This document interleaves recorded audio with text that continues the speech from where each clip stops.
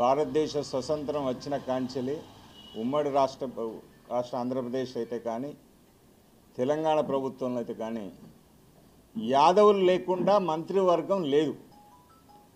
కానీ మొదటిసారి ఇవాళ ఈ ప్రభుత్వంలో యాదవులకు స్థానం లేకుండా అయిపోయింది. మా యాదవులు అంటే గొల్ల కుర్మ సోదరులందరినీ కలిపితే యాదవులుగా నేను భావిస్తున్నా. భారతదేశ చరిత్రలో యాదవులకు ఒక స్థానం ఉంది. ఇవాళ నార్త్ ఇండియా తీసుకున్నా, సెంట్రల్ ఇండియాలో చూసుకున్నా యాదవులు ప్రతి రాష్ట్రంలో ముఖ్య పాత్ర పోషిస్తున్నారు. అందులో సౌత్లో కూడా ఆంధ్రప్రదేశ్లో, తెలంగాణలో పెద్ద సంఖ్యలో ఉన్న యాదవులు ప్రతి రాజకీయ పార్టీలో ముఖ్య పాత్ర పోషించినా కూడా ఇవాళ ఈ రాష్ట్రంలో యాదవుల మంత్రిస్థానం లేకపోవడం బాధాకరం. యాదవ జాతిని అవమానించినట్టు. దాదాపు గత ప్రభుత్వం ముఖ్యమంత్రి గారు స్వయాన అన్నారు, ఒక 30 నుంచి 40 లక్షల మంది గొల్ల కుర్మలు ఉంటారు, నీతికి నిజాయితీకి మారుపేరని చెప్పిన యాదవులను ఇవాళ మంత్రివర్గంలో తీసుకోకపోవడం అనేది బాధాకరం. అంటే ఎమ్మెల్యేలు లేరు, మంత్రులు లేరు, గెలవలేదు, ఎమ్మెల్సీ లేరంటారు. మీరు మనసులో అనుకుంటే, ప్రభుత్వాలు అనుకుంటే, పార్టీలు అనుకుంటే మీరు స్థానం కల్పించి మీరు మంత్రివర్గంలో తీసుకో అవకాశం ఉంటుంది. ఇది అందరికీ తెలుసు. గత చాలా ఎగ్జాంపుల్స్ ఉన్నాయి. ఒక జాతిని లేపాలి, జాతికి ఒక రిప్రజెంటేషన్ ఇవ్వాలి, జాతికి ఒక ఇంపార్టెన్స్ ఇవ్వాలి అనుకుంటే మీరు తక్షణమే చేయగలుగుతారు. ఇది రాష్ట్ర ప్రభుత్వం ఆలోచించాలి, ముఖ్యమంత్రి గారు ఆలోచించాలి, కాంగ్రెస్ అధ్యక్షుడు ఆలోచించాలి. కాకుండా ఆల్ ఇండియా కాంగ్రెస్ అధ్యక్షుడు కూడా ఇవాళ ఆలోచించవలసిన అవసరం ఇక్కడ ఎంతైనా ఉన్నది. తెలంగాణలో ప్రతి జిల్లాలో ప్రతి యాదవుడు ఇవాళ మదనపడే రోజు వచ్చింది. ఏంటి ఇవాళ మా పరిస్థితి? మాకొక్క రిప్రజెంటేషన్ ఉండదా క్యాబినెట్లో అన్న ప్రశ్న ఇవాళ జాతి ప్రతి ఒక్కరిలో వస్తున్నది. కాబట్టికే ఇది ఉద్యమం రూపం దాల్చుకోబోతుంది. కాబట్టికే జాగ్రత్త సుమా. ఇవాళ ప్రభుత్వం మంచి మనసు చేసుకొని ఇటు ముఖ్యమంత్రి గారు, రాష్ట్ర అధ్యక్షులు ఆలోచించి యాదవులకు మీ పార్టీలనే, మీ సీనియర్లా మీకు పార్టీకి అవసరం వచ్చిన వారికి అవకాశం ఇవ్వాలని, మా రిప్రజెంటేషన్ ఆడుంటే, క్యాబినెట్లో మా జాతి బిడ్డ ఉంటే ఈ జాతి మొత్తం మీ వెంటుంటారు, మీరు జాతికి గౌరవం ఇచ్చిన వారు అవుతారు అని తెలియజేస్తూ ఈ 30వ తారీఖు నాడు యాదవుల ఆత్మగౌరవ సభ పెద్ద ఎత్తున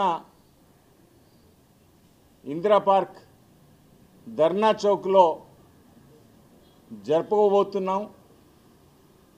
రాష్ట్రంలో ఉన్న యాదవ ప్రతి బిడ్డ రావాల్సిందిగా కోరుచున్నాం.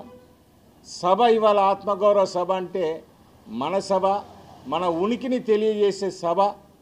ఈ సభ ద్వారా రాష్ట్ర ప్రభుత్వానికి, ముఖ్యమంత్రి గారికి, కాంగ్రెస్ ప్రభుత్వ అధ్యక్షులకు, పార్టీ అధ్యక్షులకు, ఆల్ ఇండియా కాంగ్రెస్ కూడా ఒక అల్టిమేట్ ఇచ్చే విధంగా సభ జరగబోతుంది. పత్రికా సోదరులకి, ఎలక్ట్రానిక్ అండ్ ప్రింట్ మీడియా మిత్రులందరికీ నా యొక్క నమస్కారాలు. రేపు 30వ తారీఖు నాడు ఇందిరా పార్క్ దగ్గర యాదవ సంఘాల జేఏసీ ఆధ్వర్యంలో యాదవుల ఆత్మ గౌరవ సభని నిర్వహిస్తూ ఉన్నాం.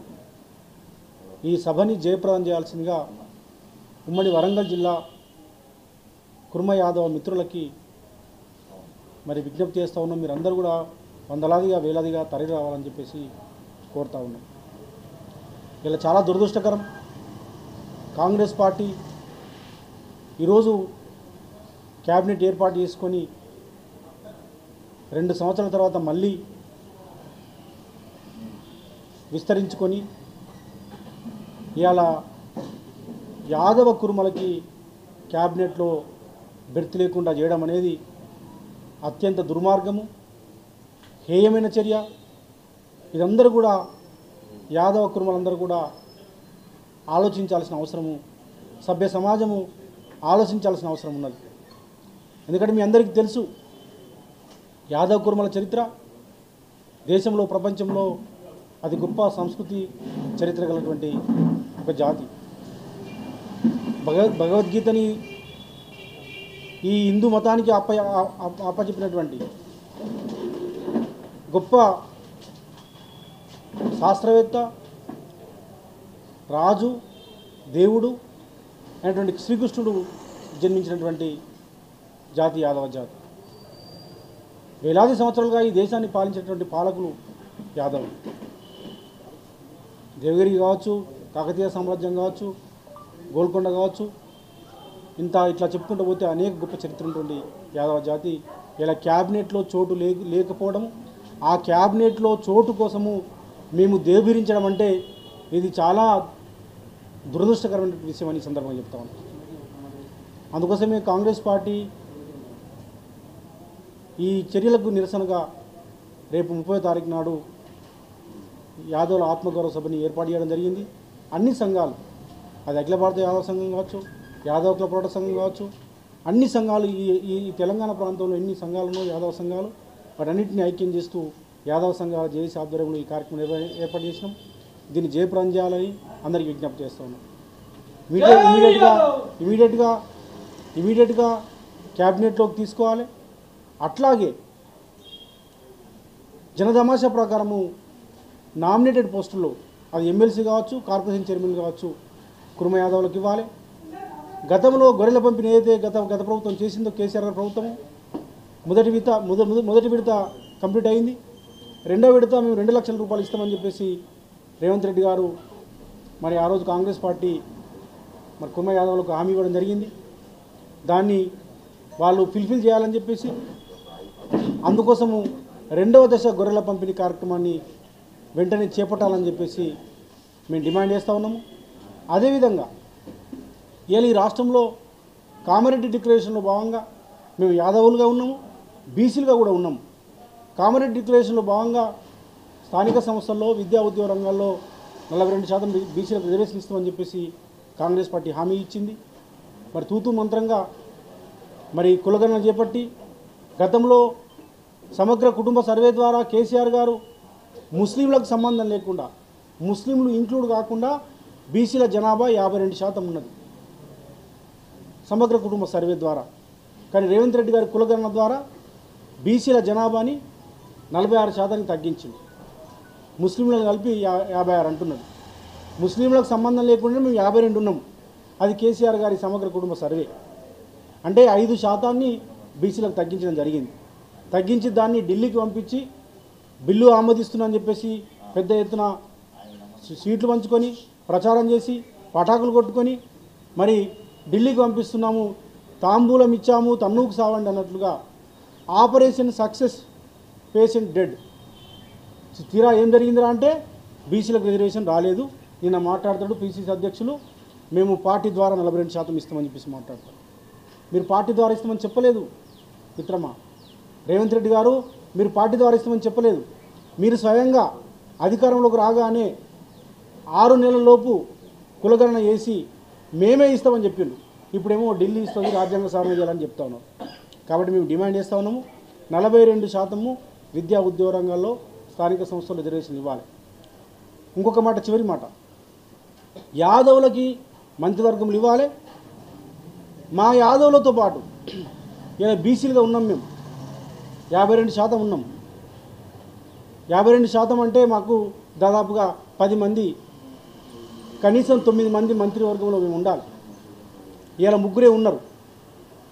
ఇలా కేవలం 3 మాత్రమే ఉన్నారు. అది మొన్న మా ముదిరాజు వాకాటి శ్రీహరి ముదిరాజుతో కలిపి 3, కొండా సురేఖమ్మ వారు పద్మశాలి సమాజ వర్గం నుంచి ఉన్నారు, పొన్నం ప్రభాకర్ గౌడ్ గారు వారు గౌడ సమాజ వర్గం నుంచి ఉన్నారు, వాకాటి శ్రీహరి ముదిరాజు సమాజ వర్గం. అంటే ఇంకా మున్నూరు కాపు సమాజ వర్గము ఇక్కడ మంత్రివర్గంలో లేదు. కొండా సురేఖమ్మ పద్మశాలి సమాజ వర్గం. కాబట్టి మునూరు కాపు క్యాబినెట్ లేని క్యాబినెట్ ఏమైనా ఉందా ఈ రాష్ట్రంలో? చాలా దుర్మార్గం. ఒకనాడు కాంగ్రెస్ పార్టీని కేకే గారు కానీ డిఎస్ లాంటి వాళ్ళు అధికారంలో తీసుకెట్టిన చరిత్ర మునూరు కాపులకు ఉన్నది. కాంగ్రెస్ పార్టీకి వెన్నుముకగా మునూరు కాపులు ఈ రాష్ట్రంలో ఉన్నారు. అట్లాంటి మునూరు కాపు సామాజిక వర్గానికి ఇలా క్యాబినెట్లో మంత్రివర్గం లేదు. ఇండియా పాకిస్తాన్ ఉద్రిక్తతలపై లేటెస్ట్ అప్డేట్స్ కోసం డౌన్లోడ్ చేసుకోండి RTV లైవ్ యాప్.